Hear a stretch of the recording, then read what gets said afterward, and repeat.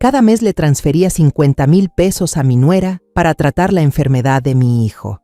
Sin embargo, su salud iba de mal en peor. Una vez, mi nuera dejó caer accidentalmente un frasco de medicina extraña de su bolso. El instinto de madre me decía que algo no estaba bien, así que empecé a observarla en silencio y descubrí que estaba envenenando a mi hijo y dándole mi dinero a su amante. Aquella noche, irrumpí en la casa de los dos con el informe médico en la mano y encontré a mi nuera bailando sensualmente. Soy Isabel, una viuda de 64 años que vive en silencio entre los días que parecen tranquilos en una pequeña panadería llamada La Esperanza.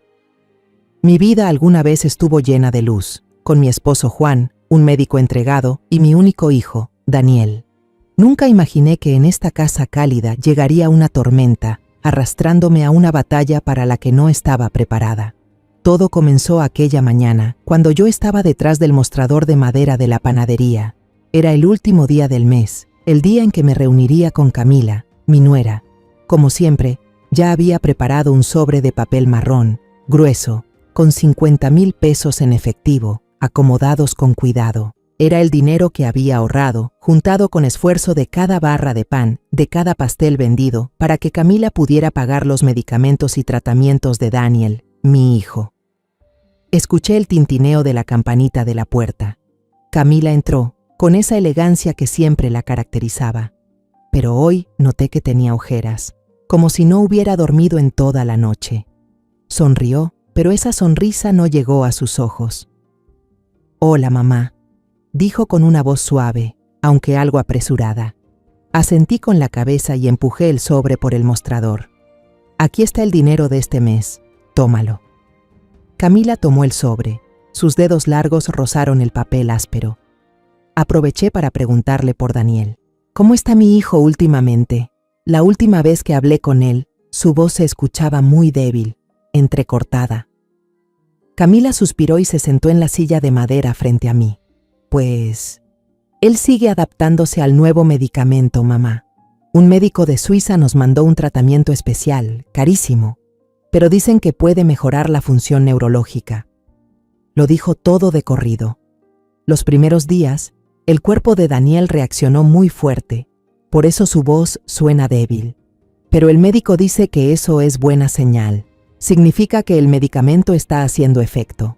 Asentí tratando de creerle, pero dentro de mí, una inquietud extraña comenzó a crecer.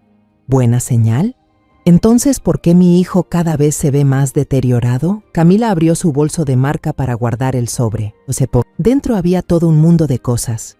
Una billetera de cuero, un manojo de llaves brillantes, un libro de pasta blanda, una cajita de maquillaje. Se notaba que el bolso ya estaba lleno y metió el sobre con dificultad. Y entonces, en un descuido, un frasco pequeño de vidrio marrón oscuro se deslizó de uno de los compartimentos y cayó al suelo de cerámica. Sonó un clac seco. El frasco rodó un par de veces y se detuvo justo junto a la pata de mi mesa. Mi corazón se detuvo un segundo.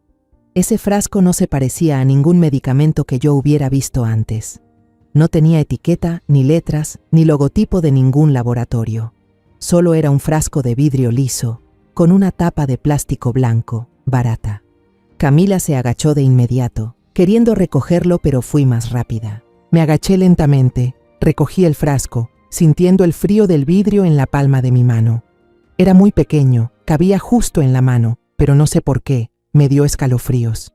Camila levantó la vista, con una chispa de incomodidad en los ojos. «Mamá, déjeme, yo lo agarro», dijo con voz temblorosa. Pero no se lo di enseguida. Por puro instinto, acerqué el frasco a la nariz. La tapa no estaba bien cerrada. Tenía una pequeña abertura por donde salió un olor extraño que me golpeó directo en el olfato. No era un aroma herbal ni el típico olor químico de los medicamentos. Era un olor metálico, fuerte, desagradable. Como si alguien hubiera dejado unas monedas oxidadas en una caja cerrada durante años. Ese olor me hizo fruncir el ceño. Una sensación de repulsión sin nombre me recorrió la espalda. «¿Qué es esto, Camila?», pregunté con la voz baja. Ella rápidamente me arrebató el frasco de las manos con una sonrisa forzada en los labios. «Ah, Esto solo es un suplemento que estoy tomando, mamá, dijo, con un tono más alto de lo normal, como si intentara ocultar algo. Últimamente he estado muy cansada cuidando a Daniel. Me falta hierro, así que el doctor me recetó esto. Cerró el frasco con fuerza, lo arrojó dentro de su bolso y lo cerró con un movimiento firme, como si quisiera terminar la conversación de inmediato. Me quedé en silencio, observando cómo Camila tomaba rápidamente su bolso y se ponía de pie. «Perdón, mamá, tengo una cita con el doctor ahora mismo, tengo que irme», dijo deprisa, caminando mucho más rápido de lo que había llegado. El sonido de sus tacones resonó en el piso, luego la puerta se cerró y la campanita volvió a sonar. La panadería volvió a quedar en silencio. Solo se escuchaba el leve chisporroteo del horno en la esquina y el dulce aroma del pan tostado llenando el aire. Pero ese olor a metal oxidado seguía ahí, impregnado en mi nariz, como una advertencia que aún no podía entender. Me llamo Isabel, tengo 64 años y soy una viuda que lleva una vida tranquila en lo que muchos considerarían días de paz. Mi esposo, Juan, un médico dedicado, me dejó hace 10 años por culpa de una cruel enfermedad cardíaca. Se fue de repente, dejándome con un vacío imposible de llenar. Desde entonces, mi vida gira en torno a 2 cosas: la panadería, la esperanza y Daniel, mi único hijo. La panadería no es solo mi sustento, es también mi segundo hogar. Cada mañana, al empujar la puerta para entrar, el aroma de la harina mezclado con vainilla y mantequilla me envuelve como un abrazo, aliviando las heridas del alma. Pero quien realmente trajo luz a mi vida fue Daniel. Mi hijo, un talentoso arquitecto, siempre ha tenido un corazón amable y una gran sensibilidad. Recuerdo como si fuera ayer el día que entró a la panadería con un fajo de planos en la mano y los ojos brillando. «Mamá, quiero remodelar tu panadería. Merece algo mejor que esto». Y así fue, como, de un local viejo con paredes descascaradas, Daniel convirtió la esperanza en un espacio lleno de luz, con grandes ventanales y estantes de madera tallada a mano. Los clientes ya no venían solo por el pan, venían por esa sensación cálida de estar en casa. Viendo a mi hijo trabajar, supe que había hecho bien en poner todo mi corazón en criarlo. Hasta que un día, Daniel entró al local con una sonrisa radiante, de la mano de una joven. Era Camila, hermosa, con una larga cabellera negra brillante y una mirada intensa. Se habían conocido en una exposición de arte, donde Daniel presentaba uno de sus proyectos. Camila hablaba con gracia, y su risa era clara como campanitas de plata. «Mamá, ella es Camila», dijo Daniel, con los ojos llenos de felicidad. Miré a esa chica y sentí la seguridad y vitalidad que emanaba. «Mucho gusto, señora», dijo con una sonrisa cálida. «Daniel me ha hablado mucho de usted y también de esta panadería». Sonreí, aliviada. Pensé que quizá mi hijo por fin había encontrado a alguien que valía la pena. Camila se volvió parte de nuestra familia muy rápido. Los fines de semana venía a la panadería, se remangaba y me ayudaba a amasar y estirar la masa. Aprendió a hacer pastel de 3 leches, el favorito de Daniel, y no le importaba ensuciarse el delantal con la harina volando por todas partes. «Mamá, enséñame, quiero sorprender a Daniel», decía, entusiasmada.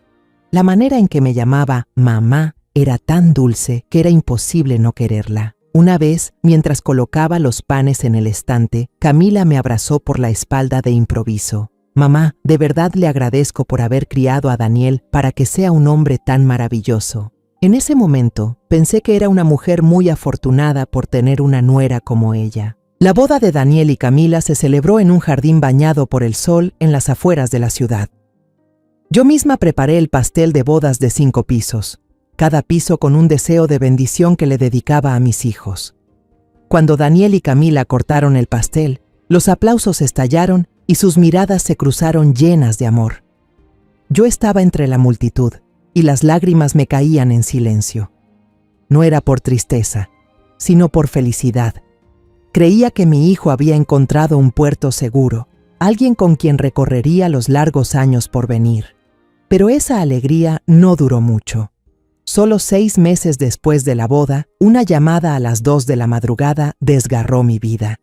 El timbre del teléfono sonó insistente en medio de la noche y me despertó de golpe. Al otro lado de la línea, una voz fría de un policía dijo: «La señora Isabel, su hijo, Daniel, ha tenido un accidente.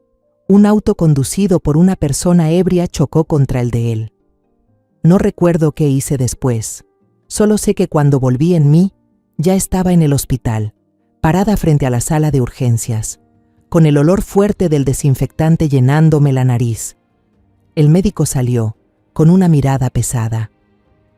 «Daniel vivirá», dijo, «pero su médula espinal sufrió daños graves. No podrá volver a caminar». Mi mundo se vino abajo.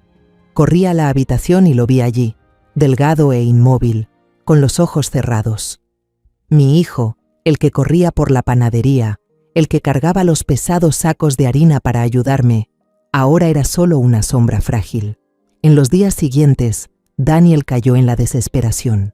Casi no hablaba, solo miraba fijamente al techo con la mirada vacía. Una vez le tomé la mano y le susurré: «Estoy aquí, Daniel, no voy a dejarte solo». Él solo asintió levemente, pero yo sabía que en realidad no me escuchaba. En medio de esa tormenta, Camila fue mi único apoyo. Ella se quedaba al lado de Daniel sin moverse ni un paso. Le daba cada cucharada de sopa, le secaba el sudor de la frente con suavidad, le leía libros aunque él no reaccionara. Se encargaba de todos los trámites del hospital, desde el seguro hasta las citas médicas. Una noche, la vi sentada junto a la cama de Daniel, con la cabeza caída, dormida en esa posición.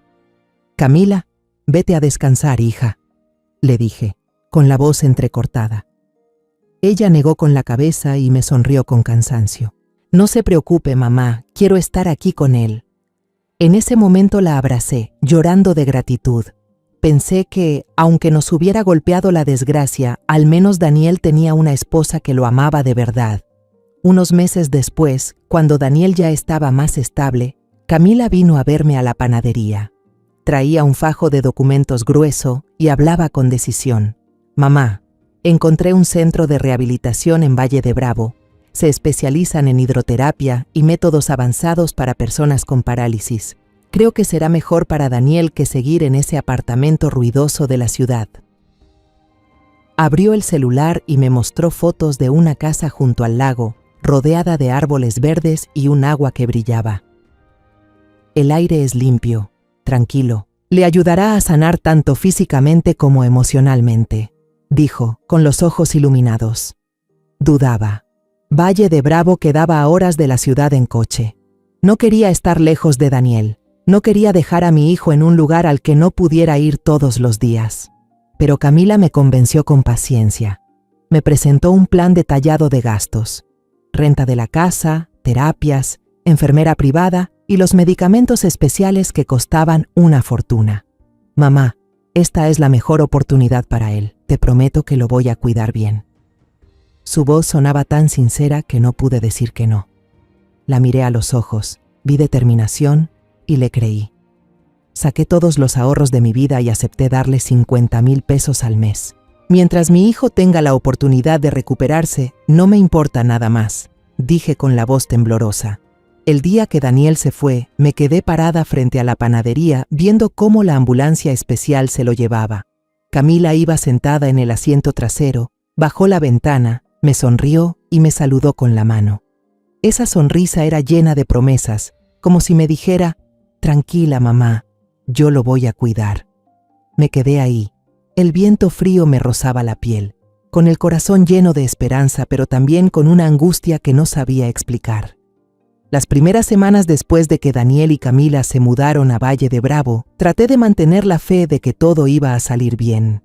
Camila, como para tranquilizarme, enviaba fotos cada domingo. Las fotos siempre eran muy bonitas, como si quisiera pintar un cuadro perfecto de la nueva vida de Daniel. En una, Daniel estaba en su silla de ruedas en la terraza, con el lago brillando al fondo. En otra, una enfermera joven le ayudaba con la fisioterapia en una habitación llena de sol. Y una vez, Camila me mandó una foto de ella dándole sopa a Daniel con una sonrisa dulce, como una esposa ejemplar. pero cada vez que veía esas fotos, el corazón se me encogía. La sonrisa de Daniel siempre se veía forzada, y sus ojos miraban a lo lejos, vacíos, como si su alma se hubiera ido de su cuerpo. Me decía a mí misma que tal vez aún no se acostumbraba a su nueva situación. Tal vez, como decía Camila, su cuerpo estaba luchando por recuperarse. También mandaba pequeños videos, de unos minutos apenas. En los videos, Camila hablaba mucho, con una voz alegre, casi exagerada. «Mamá, hoy Daniel logró hacer un nuevo ejercicio. El doctor dice que sus músculos están ganando fuerza». Señalaba a Daniel y giraba la cámara hacia él, pero mi hijo casi no decía nada. Si hablaba, eran susurros débiles y cortados, tan bajos que tenía que pegar el teléfono a mi oído para entender. «Mamá, estoy bien», decía con la voz entrecortada, y enseguida Camila interrumpía con tono agudo. «Dice que se siente mucho mejor, mamá. No te preocupes». Asentía para mí misma, tratando de creer esas palabras, pero la mirada perdida de Daniel en los videos se me quedó clavada, como si estuviera pidiendo ayuda en un idioma que aún no entendía. Empecé a llamarlo más seguido, pero cada vez era Camila quien contestaba. «Daniel está descansando, mamá», decía con voz suave, pero con un tono que parecía querer terminar la llamada rápido. O decía: «Daniel acaba de tomar su medicina, está medio dormido, le digo que te llame después». Una vez dijo que el doctor estaba ahí, y escuché ruidos como si estuviera haciendo algo apresurada. Esas promesas de llamar después casi nunca se cumplían. Cuando por fin lograba hablar directamente con Daniel, su voz me rompía el corazón. Ya no era la voz firme y clara del arquitecto que me contaba emocionado sobre sus diseños. Ahora eran sonidos temblorosos, cortados, llenos de cansancio. «Mamá, estoy cansado», decía, y antes de que pudiera preguntarle algo más, Camila se metía. «Mamá, él necesita descansar, déjame cuidarlo yo». Una vez decidí enviar un pastel de 3 leches, el favorito de Daniel. Estuve despierta toda la noche preparándolo, mezclando la crema con cuidado, empapando bien el bizcocho, como solía hacerlo en cada cumpleaños suyo. Lo envolví con esmero y le pedí a Carlos, el repartidor de la tienda, que lo llevara hasta Valle de Bravo. Unos días después llamé para preguntar: «Daniel, ¿ya comiste el pastel que te mandé? ¿Estaba rico?». Traté de sonar alegre, esperando escuchar algo de emoción en la voz de mi hijo, pero Daniel dudó, con tono confundido. «¿Qué pastel, mamá?». Sentí que el corazón se me hundía. De inmediato, la voz de Camila sonó al otro lado de la línea, aguda como una campana.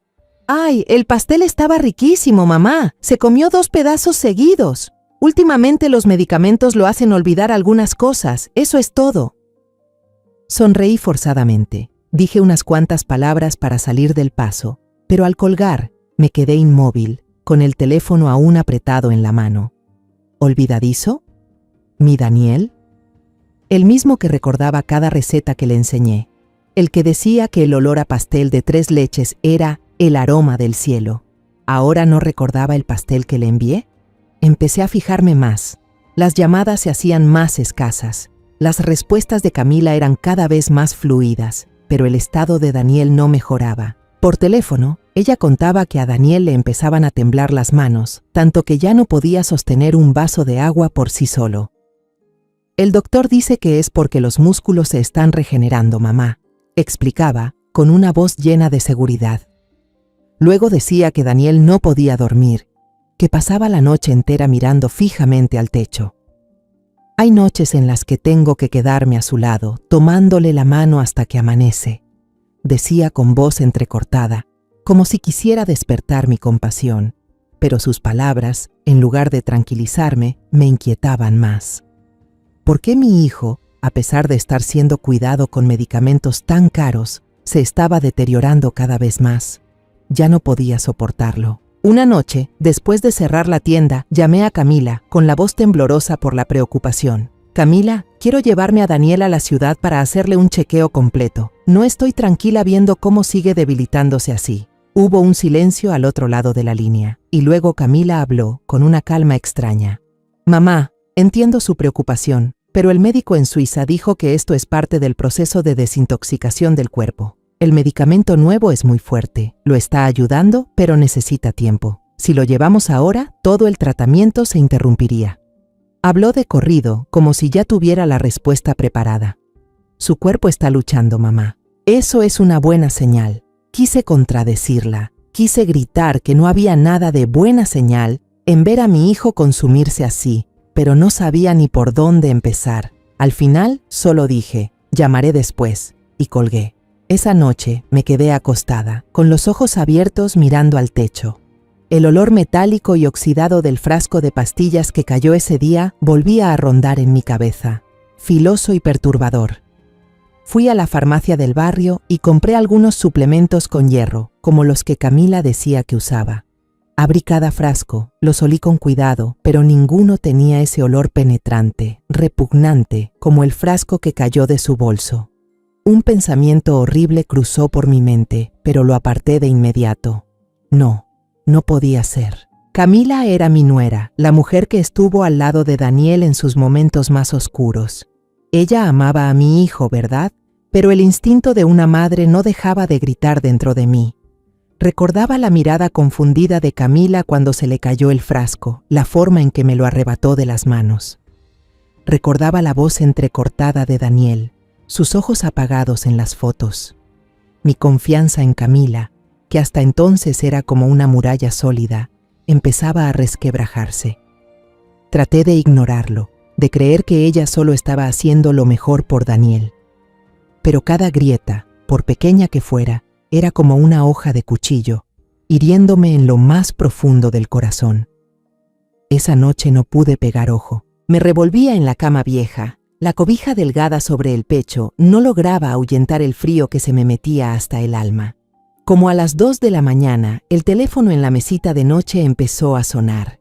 En la pantalla aparecía un número desconocido. Dudé, el corazón me latía con fuerza, pero algo me decía que tenía que contestar. ¿Hola? Susurré, con la voz temblorosa. Del otro lado, solo había un silencio aterrador. Apenas se oía una respiración agitada, débil, como si esa persona estuviera usando hasta su último aliento. Entonces, una voz susurrante, apenas audible, habló. «Mamá». Era la voz de Daniel. Sentí que el corazón se me apretaba, como si alguien lo estuviera estrujando. «¿Daniel? ¿Eres tú? ¿Qué pasa, hijo?» Me incorporé de golpe, apretando el teléfono con fuerza. La voz me temblaba del susto. «Mamá». Su voz era temblorosa, llena de miedo y desesperación. «No confíes en nadie». Solo eso. Luego escuché un clic suave, como si le hubieran arrebatado el teléfono, y un pequeño golpe, como algo cayendo al suelo. La llamada se cortó de golpe. Volví a marcar, con las manos temblando tanto que casi se me cae el celular. Pero nadie respondió. Lo intenté decenas de veces. El tono sonaba y luego entraba el buzón de voz. Llamé a Camila, pero su celular también solo sonaba sin que nadie contestara, hasta que se apagó. Sentí la sangre congelarse. Las palabras de Daniel resonaban en mi cabeza, cada sílaba como una cuchilla clavándose en el pecho. No confíes en nadie. No dijo nombres, pero en su situación, ese nadie solo podía referirse a una persona. El pánico me invadió con tanta fuerza que no pude quedarme sentada. No podía esperar al amanecer. No podía dejar a mi hijo solo ni un segundo más. Agarré a toda prisa el abrigo que colgaba en la esquina del cuarto, las llaves del coche y mi bolso, y salí corriendo de la casa. La noche estaba helada, pero el sudor me empapaba la frente. Frente al coche viejo, intenté meter la llave en la cerradura, pero me temblaban tanto las manos que se me cayó con un ruido metálico. Me agaché para recogerla, y las lágrimas me brotaron. No podía manejar en ese estado. No podía arriesgarme a tener un accidente en el camino. Llamé a Carlos, el joven repartidor de la panadería, al que siempre he considerado como de la familia. «Carlos, te necesito», le dije con la voz entrecortada. «Llévame a Valle de Bravo, ahora mismo». Carlos no preguntó nada, solo dijo: «Espéreme, en 10 minutos estoy ahí». Durante las 2 horas por el camino montañoso y lleno de curvas, me quedé en silencio en el asiento trasero, abrazando con fuerza el bolso como si fuera lo único que me mantenía de pie. Afuera, la oscuridad pasaba rápida por la ventana y cada curva cerrada me revolvía el estómago, pero no me importaba. Mi cabeza no paraba de dar vueltas con las palabras de Daniel. No confíes en nadie. ¿Qué sabía él? ¿De qué tenía miedo? ¿Y por qué llamó desde un número desconocido? Cada pregunta era como una puñalada, y solo quería gritar para no sentir tanta impotencia. Carlos me miraba de vez en cuando por el retrovisor, con ojos preocupados. ¿Está bien, doña Isabel?, preguntó. Yo solo asentí. No tenía fuerzas para responder. No estaba bien, pero no podía quebrarme. No ahora. Antes de seguir con la historia, si este relato te tocó el corazón, compártelo con alguien que ames o déjame unas palabras en los comentarios. Me encantaría leerte. Ahora sigamos con la historia. Apenas amanecía cuando llegamos a la casa junto al lago. El paisaje era extrañamente tranquilo. El agua quieta reflejaba los primeros rayos del sol. Los árboles verdes se mecían con la brisa de la mañana. Pero esa belleza solo hacía que la tormenta dentro de mí se sintiera más feroz. Me bajé del coche, con las piernas pesadas como plomo. Sin pensarlo, corrí hacia la puerta de madera de la casa y golpeé con ambas manos. ¡Abran! ¡Abran ya!, grité, la voz quebrada entre el miedo y la furia. Carlos se quedó atrás, en silencio, pero listo para ayudar. Un rato después, la puerta se entreabrió. Camila apareció, vestida con una bata de seda delgada, el cabello todo despeinado. El rostro pasó de somnoliento a sorprendido y luego, rápidamente, a molesto. «¿Mamá? ¿Qué haces aquí a esta hora?», preguntó con la voz aguda, como si yo fuera la que estaba arruinando algo. No respondí, no quería malgastar palabras. La empujé a un lado, casi con brusquedad, y entré directo, con el corazón latiéndome con fuerza. «¿Dónde está Daniel? ¿Dónde está mi hijo?», grité, mi voz retumbando por toda la casa silenciosa. Encontré el dormitorio al fondo del pasillo. La puerta estaba entreabierta, y al empujarla, un olor a humedad, mezclado con algo químico y desagradable, me golpeó en la cara. La habitación estaba completamente oscura, las cortinas cerradas, apenas un rayo de luz se colaba por una rendija. Daniel yacía en la cama, tan delgado que casi no lo reconocí. Su piel estaba pálida, el cabello pegado de sudor, los ojos abiertos mirando fijamente al techo. Al verme, sus ojos se movieron un poco y una lágrima le rodó por la mejilla. «Mamá», susurró con una voz tan débil que tuve que acercarme mucho para oírlo. Me arrodillé junto a la cama, le tomé la mano helada y mis lágrimas cayeron sobre esa mano huesuda. «Mamá está aquí, Daniel. Mamá ya llegó», dije con la voz entrecortada. Camila corrió detrás, con un tono agudo, fingido. «Mamá, solo tuvo una mala noche. Es un efecto secundario de los medicamentos. No se preocupe». Movía las manos como si actuara una obra para convencerme. Pero yo no la escuchaba, no la miraba. Mis ojos estaban clavados en Daniel, en su rostro agotado. Él no estaba bien, para nada bien. Entonces, mientras Camila hablaba, su bolso, que tenía bajo el brazo, se resbaló y cayó al piso de madera con un golpe seco. Todo su contenido se desparramó. Labial, billetera, llaves, y entre todo ese desorden, un objeto pequeño rodó por el suelo y se detuvo justo frente a la punta de mi zapato. Era un frasquito de vidrio marrón oscuro, sin etiqueta, con una tapa de plástico blanca. Ese frasco con ese olor metálico oxidado tan espantoso. En ese instante, todo dentro de mí se rompió. La imagen del frasco cayendo en la panadería, el olor penetrante, la salud de Daniel deteriorándose cada vez más y la llamada desesperada a medianoche. Todo encajó como piezas de un rompecabezas aterrador. La última muralla de confianza en mí se vino abajo por completo. Me quedé paralizada, con el frasco helado en la palma de la mano. Los ojos de Camila me miraban, llenos de un miedo imposible de ocultar, como un animal acorralado. Mi corazón latía con fuerza, pero sabía que en ese momento no podía dejar que las emociones me dominaran. Daniel seguía ahí, débil e indefenso, en manos de ella. Si me enfrentaba directamente, Si gritaba todo lo que estaba explotando en mi cabeza, podía poner en peligro a mi hijo. Tenía que actuar, tenía que mantener la calma, aunque cada célula de mi cuerpo temblara de rabia y miedo. Respiré hondo. Me obligué a dibujar una sonrisa cansada, esa sonrisa que usaba para ocultar el dolor cuando los clientes me preguntaban por los días difíciles. «Ay, se me cayó algo tuyo», dije, fingiendo torpeza. «Perdón, debe ser por el viaje, estoy algo distraída». Enrosqué bien la tapa del frasco y se lo devolví a Camila, sin mirarla a los ojos. «Tu suplemento, no te olvides de tomarlo, te ves muy desmejorada». Las palabras salieron tan fluidas que hasta yo misma me sorprendí, pero por dentro sentía que caminaba sobre una cuerda floja. Un paso en falso y todo mi mundo se vendría abajo. Camila parpadeó, claramente sorprendida por mi reacción. Tomó de nuevo el frasco de pastillas, con los dedos temblando levemente, aunque la tensión en su rostro pareció disminuir un poco. «Sí, gracias, mamá», dijo con voz suave, pero aún algo a la defensiva. Me giré hacia Daniel. Me acerqué a la cama y acaricié el cabello sudado de mi hijo. Al verlo acostado ahí, delgado e inmóvil, sentí que el corazón se me apretaba. «Solo pasé a ver cómo estabas», dije, tratando de sonar normal. «Tengo que volver a la panadería. Hoy hay un pedido grande». Me incliné, le di un beso en la frente y le susurré solo para que él escuchara. «Voy a volver. Resiste, hijo». Sus ojos se movieron un poco, como si quisiera decir algo, pero luego solo quedó el silencio.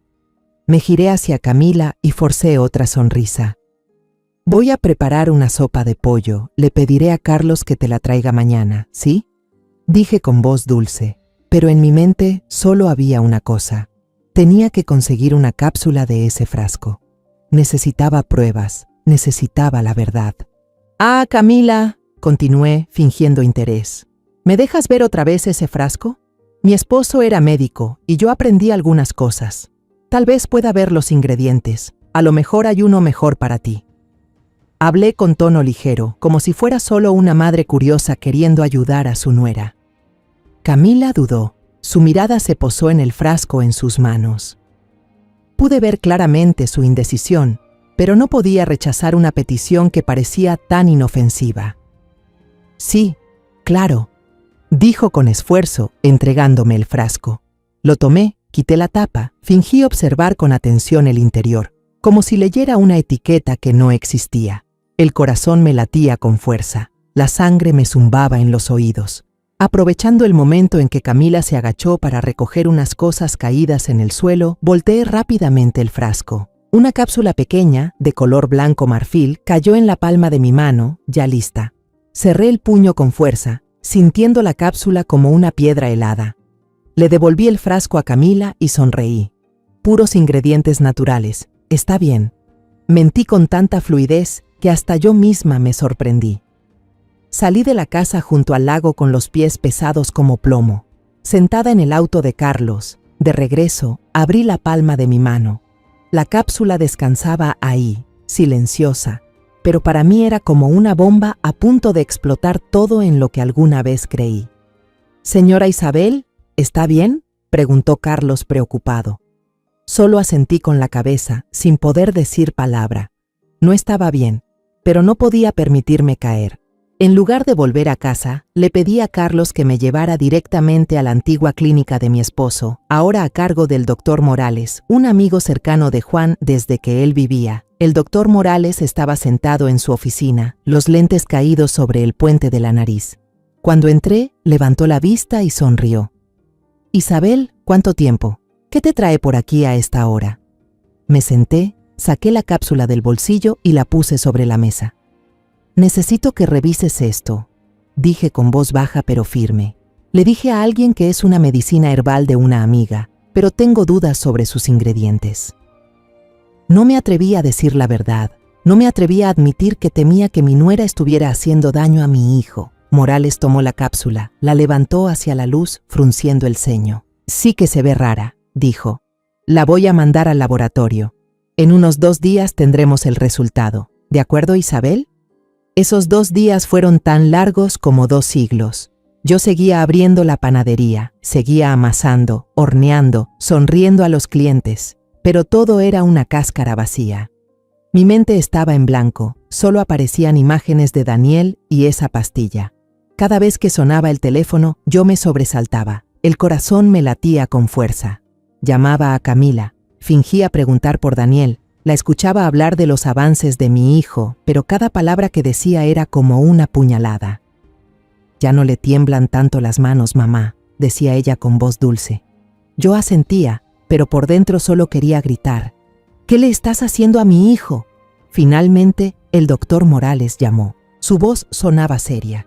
Ya no tenía ese tono amable de siempre. «Señora Isabel, ¿puede venir a la clínica ahora mismo? Pero no venga sola». Sentí el peso de cada palabra que decía. Agarré el abrigo a toda prisa y le pedí a Carlos que me llevara. Cuando entré, Morales no habló mucho, solo empujó una hoja de papel hacia mí. Era el informe del laboratorio, lleno de términos químicos que no entendía. Pero mis ojos se detuvieron en una sola palabra, escrita en negrita. Arsénico. Abajo, una nota decía: alta concentración, con potencial de causar intoxicación crónica que lleva al deterioro neurológico y la muerte si se administra por periodos prolongados. El papel se me cayó de las manos y flotó hasta el suelo. Todo el mundo se me dio vuelta. No escuché al doctor Morales llamarme, no sentí su mano en mi hombro. Solo una verdad resonaba en mi cabeza. No eran efectos secundarios, no era una enfermedad. Era envenenamiento. Mi nuera, a quien una vez quise como a una hija, estaba matando lentamente a mi hijo. Se me llenaron los ojos de lágrimas, pero no lloré en voz alta. Con manos temblorosas recogí el papel, lo doblé en 4 y lo guardé en el bolsillo del abrigo, justo cerca de mi corazón roto. Miré a Morales y con voz ronca dije: «Gracias, ya sé lo que tengo que hacer». A la mañana siguiente, antes de que la luz del amanecer se colara por los ventanales de la panadería, tomé el teléfono y marqué el número de Emilio Rivas, abogado de la familia desde que mi esposo vivía. Emilio era un hombre de más de 50, astuto y precavido, con el cabello entrecano y una mirada serena incluso en los momentos más tensos. Yo sabía que si alguien podía ayudarme a destapar la verdad, era él. «Emilio, necesito verlo», le dije con firmeza, aunque mi corazón aún temblaba por lo que acababa de descubrir. Él no preguntó mucho, solo respondió: «Voy para allá, señora Isabel». No quería encontrarme en su oficina, ese lugar lleno de paredes frías y olor a papeles que me sofocaba. Lo cité en la panadería La Esperanza, después del cierre, cuando solo quedaba en el aire el olor a mantequilla y vainilla. Cuando Emilio entró, cerré la puerta, bajé las cortinas y bajo la luz cálida de la lámpara colgante extendí el informe sobre la mesa de madera envejecida. La palabra arsénico en negrita parecía gritar, recordándome el crimen atroz que aún me costaba creer. Emilio empujó sus gafas hacia abajo por el puente de la nariz. Leyó rápidamente el informe. Su expresión tranquila desapareció y en su lugar apareció una mezcla de sorpresa e indignación. «Isabel», dijo con voz grave, «esto es más grave de lo que imaginé». Me senté frente a él, respiré hondo y empecé a contarle. Le conté sobre el frasco de pastillas que cayó en la panadería, el olor metálico que no me dejaba en paz, el viaje repentino a Valle de Bravo y la voz desesperada de Daniel al teléfono. «No confíes en nadie». Cada palabra que decía era una puñalada en mi propio pecho, pero no me detuve. «Necesito su ayuda», le dije, mirándolo fijamente. «Necesito saber por qué ella está haciendo esto, y sospecho que la respuesta está en el dinero que le envío cada mes». Emilio asintió y dejó el informe sobre la mesa. «Necesitamos pruebas sólidas, señora Isabel. Esta acusación no solo es grave, podría destruirlo todo si no somos cuidadosos». Explicó que, como principal responsable de financiar el tratamiento de Daniel, yo tenía derecho a solicitar los estados de cuenta relacionados con ese dinero. «Voy a comenzar de inmediato», dijo con voz firme, «pero debe tener paciencia, esto tomará tiempo». Una semana después, Emilio me llamó a su oficina. Al entrar, no me saludó como de costumbre, solo giró la pantalla de su computadora hacia mí. En ella estaba el estado de cuenta del banco de Camila. Cada transacción aparecía con claridad, como martillazos directos a mi corazón. El día 1 de cada mes, su cuenta recibía 50,000 pesos de mi parte, el dinero que yo había ahorrado con esfuerzo para salvar la vida de mi hijo. Pero solo 2 o 3 días después, sumas grandes, 35,000, a veces 40,000 pesos, eran transferidas, rápido y con regularidad. El destinatario tenía un solo nombre: Rafael Ortega. ¿Quién es Rafael Ortega?, pregunté con voz ronca, aferrándome con fuerza al borde de la silla. Emilio frunció el ceño, con tono lleno de sospecha. Según lo que Camila declaró al banco, es un inversionista en bolsa que gestiona su portafolio, pero ya mandé investigar. No existe ningún corredor ni experto financiero autorizado que se llame Rafael Ortega. Las transferencias están etiquetadas como inversión personal, una forma de decirlo tan vaga que da para sospechar. Hizo una pausa, mirándome directo a los ojos. Isabel, el dinero que usted envió no se está usando en medicamentos ni en tratamiento. Está yendo a otro lado, y sospecho que no tiene nada que ver con Daniel. Sentí que el mundo se me venía abajo otra vez. Ese dinero que ahorré con tanto esfuerzo, las noches sin dormir pensando en cada peso, los días agotadores trabajando en la panadería, todo había sido una mentira. No estaba salvando a Daniel, no le estaba dando esperanza a mi hijo. Se estaba yendo a las manos de otro hombre, alguien cuyo nombre jamás había escuchado. Me quedé mirando ese nombre en la pantalla, Rafael Ortega, sintiendo que se burlaba de mí, de la ingenuidad de una madre que solo quería proteger a su hijo. Durante los días siguientes, seguí llamando a Camila, fingiendo que me interesaba por la salud de Daniel como si nada supiera. Cada vez que escuchaba su voz, tenía que apretar los labios para no gritar. Hoy le tembló menos la mano, mamá, decía con un tono dulce como la miel. El doctor dice que sus niveles están mejorando.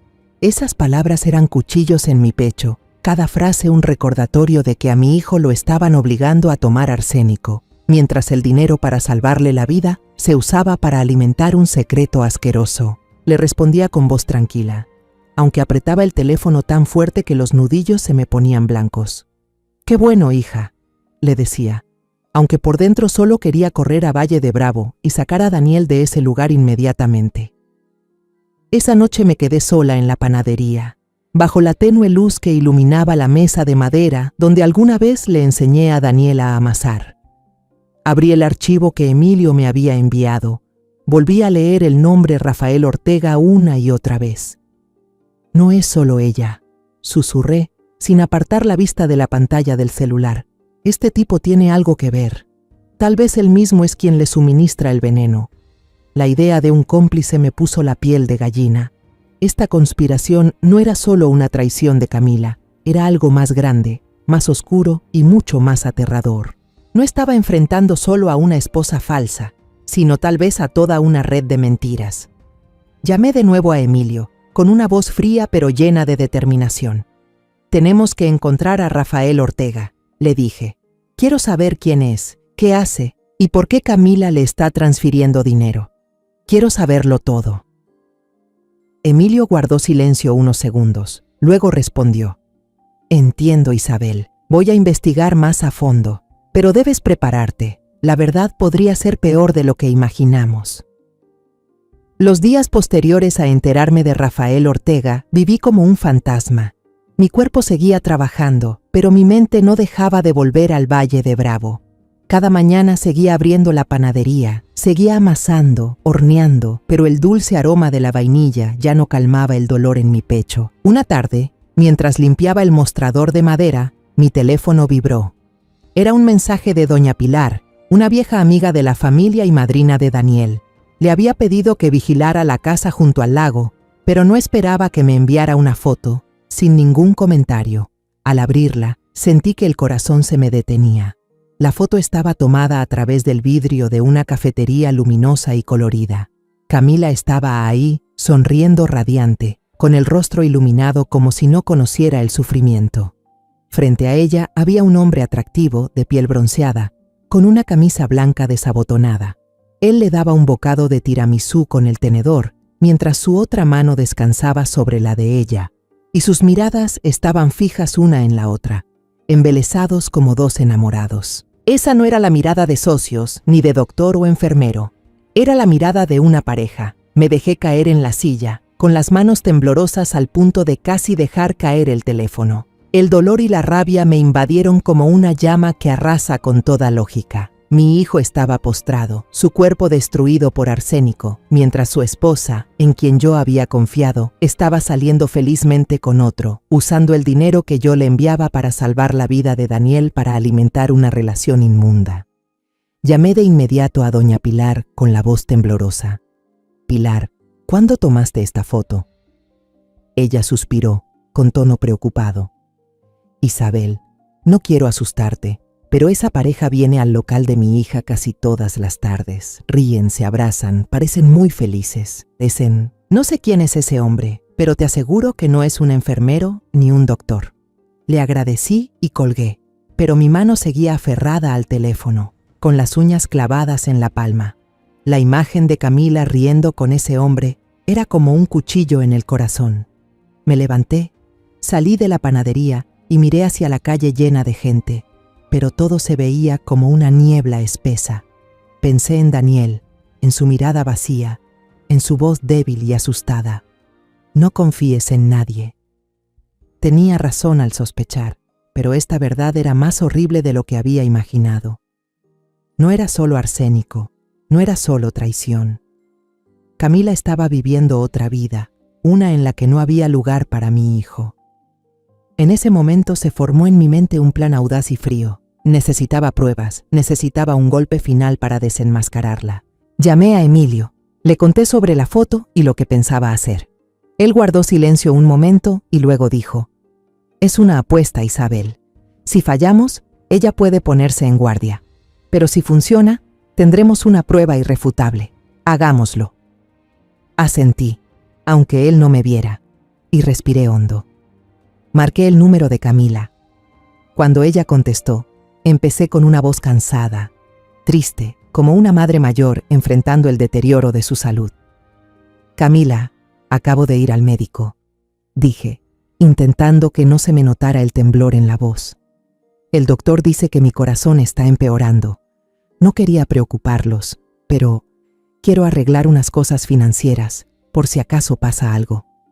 Me detuve un momento, escuchando su respiración al otro lado de la línea. Luego continué, en voz más baja, como si le confesara algo. «Quiero adelantarte una parte de tu herencia, como un regalo de agradecimiento por haber cuidado tanto de Daniel. Acabo de vender unas acciones antiguas del papá de Daniel. Son más o menos 500,000 pesos. Te los voy a transferir, para que los uses en lo que necesites, para comprarte unas cosas». Hubo un breve silencio, y después su voz sonó, claramente emocionada. «Ay, mamá, no diga eso. Usted va a estar bien», dijo con tono dulce, pero yo sentí claramente su entusiasmo. «Pero, de verdad, muchísimas gracias. Usted es muy buena conmigo». La avaricia le nubló cualquier sospecha.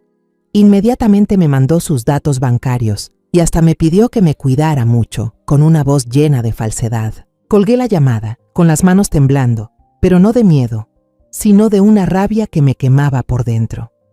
Había mordido el anzuelo. Al día siguiente, estaba sentada con Emilio en su oficina, el ambiente tenso como una cuerda a punto de romperse. En la pantalla de la computadora, revisábamos mi cuenta bancaria en línea. Respiré hondo y presioné el botón de transferencia. 500,000 pesos. Ese dinero no venía de las acciones de Juan, sino de un préstamo que conseguí hipotecando en secreto la panadería. Era todo lo que tenía, pero estaba dispuesta a arriesgarlo todo para salvar a Daniel. Emilio puso una mano sobre mi hombro, su mirada firme. «Ahora, esperamos», dijo. 5 minutos después, apareció una notificación en la cuenta de Camila. Una transferencia realizada desde su cuenta. Monto, 500,000 pesos. Destinatario, Rafael Ortega. En el campo de notas, solo 3 palabras. Para el futuro. Me quedé mirando la pantalla, sintiendo como si la sangre dejara de circular por mi cuerpo. Para el futuro, repetí entre dientes. El futuro de ella, construido sobre la vida de mi hijo. Emilio imprimió el comprobante de la transacción y lo colocó sobre la mesa, junto al resultado del análisis de arsénico y la foto de Camila con ese hombre en la cafetería. 3 piezas, 3 pruebas irrefutables. Señora Isabel, dijo con firmeza, ya tenemos todo lo que necesitamos. Lo miré, luego bajé la vista hacia la mesa, donde la verdad estaba expuesta. El análisis con la palabra arsénico parecía gritarme. La foto de Camila sonriendo junto a su amante era una bofetada. Y el estado de cuenta, con el nombre de Rafael Ortega, era la puñalada final. Esa noche no volví a casa. Estaba con Emilio y 2 policías de civil en una fonda en las afueras de Valle de Bravo.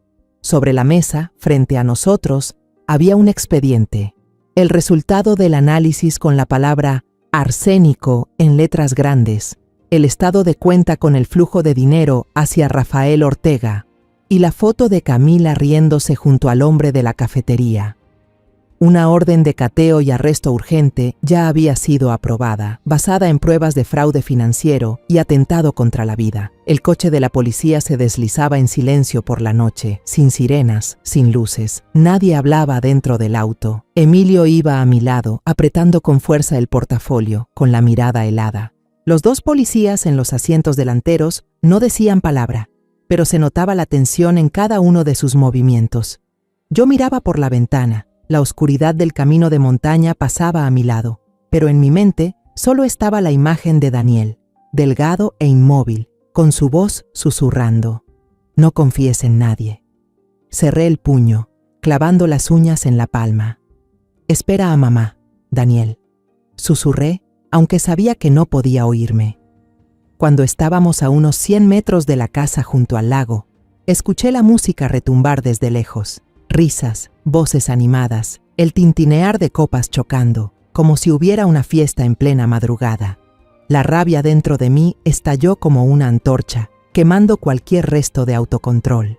Estaban celebrando mientras mi hijo yacía allí, envenenado, atado por la misma mujer en la que confiaba.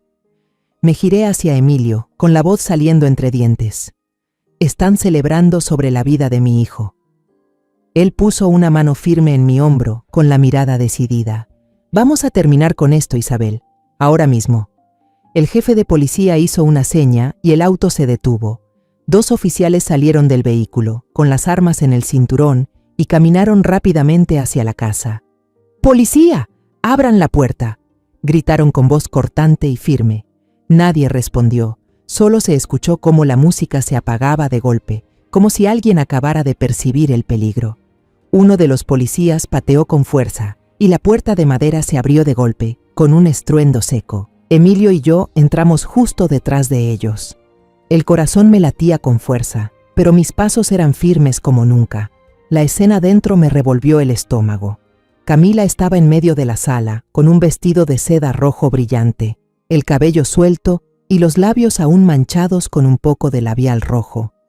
Frente a ella estaba el hombre de la foto, Rafael, con la camisa desabrochada y una sonrisa arrogante en los labios.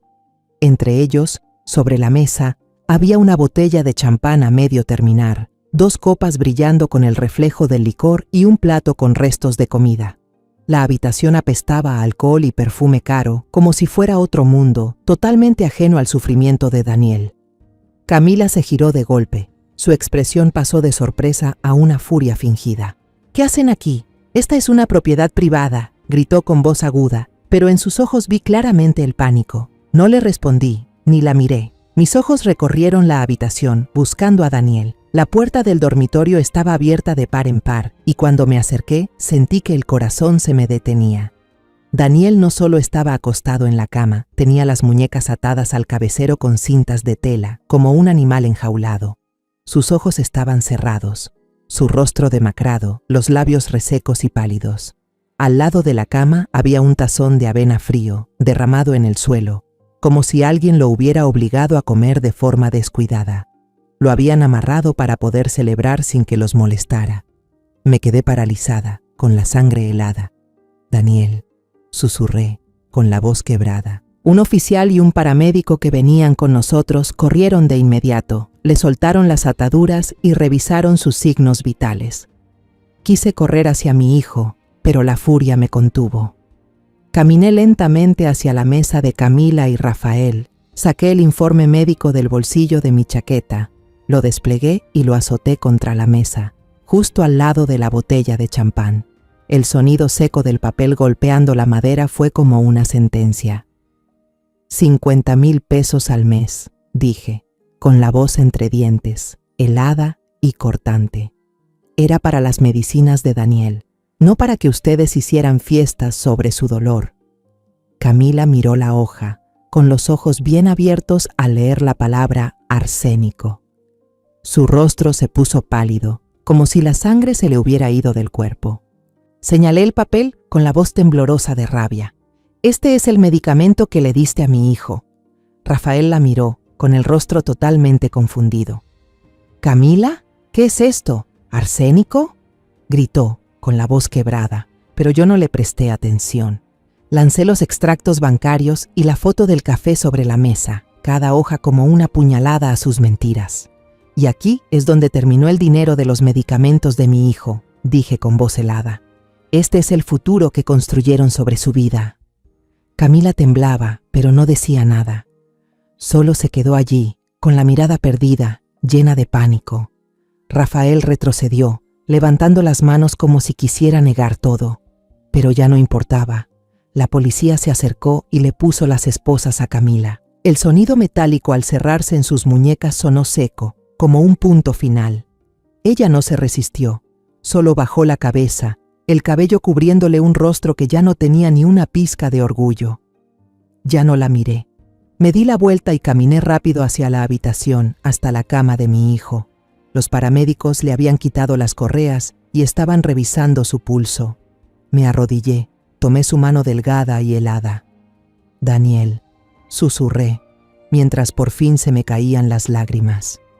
Abrió los ojos lentamente, con una mirada débil pero que me reconoció. Mamá. Su voz era ronca, pero con esa sola palabra mi corazón se derritió. Aquí estoy, Daniel, dije con la voz entrecortada. Ya se acabó todo, hijo. Estás a salvo. Las luces de la patrulla parpadeaban, proyectando reflejos azulados y rojos sobre las paredes de la casa junto al lago. Yo seguía ahí, sin soltar la mano fría de Daniel, sin apartar la mirada de él ni un segundo. Pero el grito desesperado de Rafael, el hombre de la foto en el café, me devolvió al presente. Estaba acorralado contra la pared, ya sin rastro de elegancia. El sudor le corría por la frente y señalaba a Camila, que seguía inmóvil, con las muñecas esposadas. «Fue ella, todo fue idea de ella», gritó Rafael, con la voz rota por el miedo, como alguien que intenta escapar de la muerte. «Ella me dijo que su esposo tenía una enfermedad incurable, que su familia era rica pero tacaña y no quería pagar el tratamiento. Me pidió que fingiera que él estaba peor para sacarle más dinero a su madre. Luego se volvió hacia mí, con ojos suplicantes, como si yo pudiera salvarlo de esa pesadilla. Se lo juro por Dios, señora Isabel, pensé que solo era una estafa por dinero. Ella me dijo que esa medicina era solo un sedante fuerte, para que él pareciera más débil. ¿Arsénico? Yo no sabía nada del arsénico». La habitación quedó en silencio. Solo se oían los jadeos de Rafael y el leve tintinear de las esposas en las muñecas de Camila. Todas las miradas se centraron en ella. Yo la observé, esperando una negación, un llanto, algún gesto de arrepentimiento. Pero ella no lloró, no gritó. En cambio, una sonrisa extraña, vacía y helada, se dibujó lentamente en su rostro. Esa sonrisa me dio escalofríos, como si estuviera frente a alguien que ya no tenía ni un rastro de humanidad. «Eres tan ingenuo, Rafael», dijo ella, con una voz tan tranquila que daba escalofríos, como si contara una historia que no tuviera nada que ver con ella. «¿Crees que necesitaba de ti para robar dinero?» Luego se giró hacia mí, con esos ojos negros y profundos, sin el más mínimo temblor. «Solo aprendí a hacer que los demás se volvieran débiles», continuó, con un tono monótono, como si recitara un texto de memoria. para que nunca pudieran dejarme, para que nunca pudieran hacerme daño otra vez. Un policía se adelantó, intentando llevarla, pero Camila seguía inmóvil, con la mirada fija en mí. Mi madre, dijo con el mismo tono, solía poner algo en mi vaso de leche cada mañana cuando era niña. Decía que eso me enseñaría a obedecer. Me daba náuseas, mareos, me dejaba tan débil que no podía discutir, no podía escapar. El aire en la sala se volvió denso. Su historia, contada sin una pizca de emoción, era más aterradora que cualquier confesión. Me quedé paralizada. La imagen de una niña envenenada a diario por su propia madre se clavó en mi mente, clara y perturbadora. Aprendí que el verdadero amor, concluyó Camila, con una sonrisa torcida, es cuando tienes control absoluto sobre la vida de otra persona. Daniel me ama. Él nunca se alejará de mí. Sus palabras fueron como un cuchillo que no solo me atravesó a mí, sino también todo lo que quedaba de mi fe en el ser humano. Miré a Camila y por primera vez no vi un monstruo. Vi a alguien roto por dentro, un producto del mal que había sido sembrado de generación en generación. Por un instante fugaz, mi furia se desvaneció y solo quedó una piedad espantosa. Lloré, no por Daniel, sino por el ciclo interminable de sufrimiento en el que Camila había quedado atrapada. «Llévensela», ordenó el jefe de policía con voz seca, rompiendo el silencio aplastante. 2 oficiales tomaron a Camila y la sacaron de la sala. Al pasar junto a mí, se detuvo sin apartar la mirada. «Al menos intenté ser una buena esposa», murmuró, apenas audible, con una voz baja pero afilada como una navaja. No respondí. No la miré. Me di la vuelta, dándole la espalda a ese pasado horrendo, a esa persona que alguna vez llamé nuera. Salí al exterior, donde la ambulancia esperaba por Daniel. El personal médico se preparaba para llevar a mi hijo al hospital, con rostros serios pero profesionales. Miré a Daniel, acostado en la camilla, con los ojos entrecerrados, pero ya respirando mejor. Le tomé la mano, aunque él no pudiera sentirla. Emilio se acercó y me dio una palmada suave en el hombro. «Todos los trámites del divorcio», dijo en voz baja. «Yo me encargaré. Usted no tiene que preocuparse por eso». Asentí sin decir palabra. Tenía el corazón demasiado lleno, demasiado pesado, para poder hablar. Camila fue condenada por intento de homicidio y fraude. Su rostro ahora no era más que un recuerdo borroso, encerrado tras frías rejas. Rafael recibió una condena más leve por colaborar con las autoridades, pero él ya no me importaba. Para mí, ambos pertenecían a un pasado al que no deseaba volver. Lo único que importaba era que Daniel había sobrevivido. El proceso de desintoxicación del arsénico fue una batalla larga y dolorosa. Cada día, una guerra silenciosa. El veneno había causado daños neurológicos que no podrían recuperarse del todo, pero ya no amenazaba su vida. Daniel salió de esa niebla de agotamiento. Su mente comenzó a aclararse poco a poco, y sus ojos, aunque aún tristes, empezaban a reflejar un rayo de esperanza. Meses después, decidí vender la panadería La Esperanza en la ciudad. Cada rincón del local, desde el viejo mostrador de madera hasta las ventanas de vidrio que Daniel había diseñado, estaba impregnado de dolor. No podía seguir ahí, horneando y sonriendo a los clientes, mientras el recuerdo del frasco oxidado y la voz desesperada de Daniel seguían resonando. También vendí la casa donde crié a Daniel, donde solíamos reír y oler a pan recién hecho cada fin de semana. Esas paredes habían visto demasiadas pérdidas. Desde la muerte de Juan hasta la tragedia de Daniel. Mi hijo y yo necesitábamos un nuevo comienzo, un lugar que no estuviera marcado por el pasado. Irónicamente, regresamos a Valle de Bravo, no a la casa junto al lago, donde ocurrieron los días más oscuros de mi vida, sino a una casita acogedora al otro lado del pueblo, escondida en una calle bordeada de árboles. Con el dinero de la venta de la casa y la panadería, abrí un nuevo local, más pequeño, más cálido, al que llamé El Sol. Ese nombre no solo evoca la luz suave de esta tierra, sino que también es un recordatorio de que, aunque la oscuridad nos envuelva, el sol siempre vuelve a salir. Ahora Daniel se mueve en una silla de ruedas moderna, liviana y fácil de manejar. Aunque sus piernas no pueden caminar, sus manos han recuperado algo de fuerza. Ya no dibuja planos de arquitectura complejos como antes, pero encontró alegría en diseñar nuevos pasteles. Los decora con líneas tan delicadas como si estuviera dibujando su propio mundo en cada capa de crema y azúcar. Cada vez que lo veo sentado junto a la ventana de la panadería, con un lápiz en la mano y la mirada concentrada, mi corazón se reconforta. Sus ojos volvieron a brillar. Ya no son esos pozos vacíos que fueron durante aquellos días aterradores. Una mañana de otoño, la luz dorada entraba por la gran ventana del local, iluminando las bandejas con pan recién horneado. El aroma del café se mezclaba con el de la harina, creando un ambiente cálido que pensé que nunca volvería a sentir. Estaba en la cocina preparando el desayuno para los dos, cortando frutas con agilidad y colocando croissants en los platos.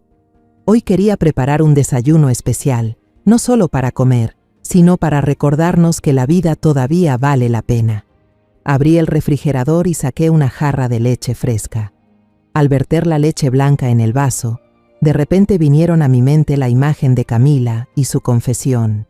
La leche envenenada, ese símbolo de nutrición convertido en arma. Me detuve, con la mano en el aire y el aliento contenido. Pero entonces miré hacia Daniel, que estaba sentado a la mesa leyendo un libro sobre repostería.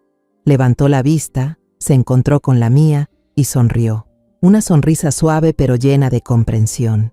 Esa sonrisa disipó los recuerdos oscuros, como el sol despejando la neblina. Seguí sirviendo la leche. Coloqué el vaso en la bandeja junto al croissant recién horneado y empujé la bandeja hacia Daniel. Puse el vaso frente a él y lo miré directamente a los ojos. «Ahora ya no huele a miedo», dije, con una voz suave como un susurro sanador, no solo para Daniel, sino también para mí. Daniel no respondió, solo asintió, con una sonrisa un poco más profunda en los labios. Tomó el vaso con ambas manos, los dedos aún temblorosos pero más firmes que antes, y bebió un sorbo. Me senté frente a él, viéndolo disfrutar del desayuno sencillo. La luz de la mañana iluminaba su rostro, resaltando rasgos que antes estaban cubiertos por la sombra. Esto no es un final feliz de cuento de hadas, donde todo se vuelve perfecto. Las cicatrices siguen ahí, en el cuerpo de Daniel y en nuestras almas. Pero esto es un renacer, una oportunidad para volver a vivir, y para mí eso es más que suficiente. Me levanté y fui hacia el mostrador justo cuando un grupo de clientes empujaba la puerta para entrar, haciendo sonar alegremente la campanita. «Doña Isabel», saludó una voz familiar, animada. «¿Qué tienen de especial los croissants hoy?». Sonreí por primera vez en muchos meses, una sonrisa que no era una máscara para esconder el dolor. «Claro que sí», respondí. «Hoy usamos la receta de Daniel». Me di vuelta y vi a Daniel levantar la vista de su libro, con los ojos brillando de orgullo. Saludó suavemente con la mano a los clientes y supe que estaba volviendo a encontrarse a sí mismo, poco a poco. Al final del día, cuando la panadería cerró, Daniel y yo nos sentamos en el porche, mirando el sol ponerse detrás de las colinas. Una brisa fresca de otoño soplaba, trayendo consigo el olor a hojas secas y pasto. «Mamá», dijo Daniel de repente, con voz grave pero firme, «creo que quiero aprender a hacer pan, como tú». Lo miré, sorprendida, y luego solté una carcajada. «Si tú haces el pan, me da miedo que los clientes se vuelvan adictos». Daniel se rió también, una risa limpia, la primera que le oía desde antes del accidente. Ese sonido fue como una medicina, sanando heridas que pensé que jamás cerrarían. Tomé la mano de Daniel, sin decir nada más. Nos quedamos allí, bajo el atardecer, sabiendo que aún quedaban muchos retos por delante. Pero nos teníamos el uno al otro. Teníamos la panadería, el sol, y teníamos mañanas con leche que ya no olía a miedo. Esta vida no es perfecta, pero es nuestra, y haré lo que sea para protegerla. Si tú estás en una situación donde han abusado de tu confianza, donde las personas que decías amar han empujado a un ser querido tuyo al abismo, recuerda esto: el silencio no es debilidad, Es preparación. Yo también confié ciegamente, también creí que el amor y el sacrificio bastaban para mantener una familia unida. Pero la dolorosa verdad me enseñó que si no estás alerta y no enfrentas tus propias corazonadas, puedes perder para siempre a quien más amas. Entré en esta historia de venganza no para destruir a un traidor, sino para recuperar la vida de la persona que más quiero. Y si tú también te sientes perdido, confundido o atrapado por mentiras envueltas en dulzura, confía en tu instinto, porque a veces tú eres el último capaz de salvar a tu familia de la oscuridad. Los nombres y lugares de esta historia han sido modificados para proteger la identidad de las personas involucradas. No contamos esto para juzgar, sino con la esperanza de que alguien escuche y se detenga a reflexionar. ¿Cuántas madres están sufriendo en silencio dentro de su propio hogar? De verdad me pregunto, si tú estuvieras en mi lugar, ¿qué harías? ¿Elegirías callar para mantener la paz o te atreverías a enfrentarlo todo para recuperar tu voz? Me encantaría conocer tu opinión sobre esta historia de historias que duelen, o cualquier sugerencia que tengas para que nuestro contenido siga mejorando. Dios siempre bendice, y estoy segura de que el valor nos llevará a días mejores. En este momento, en la pantalla final, te dejaré 2 de las historias más queridas del canal. Creo que te van a sorprender. Gracias por haberte quedado conmigo hasta este instante. Si esta historia tocó tu corazón, por favor dale like, suscríbete y activa la campanita para no perderte los próximos relatos.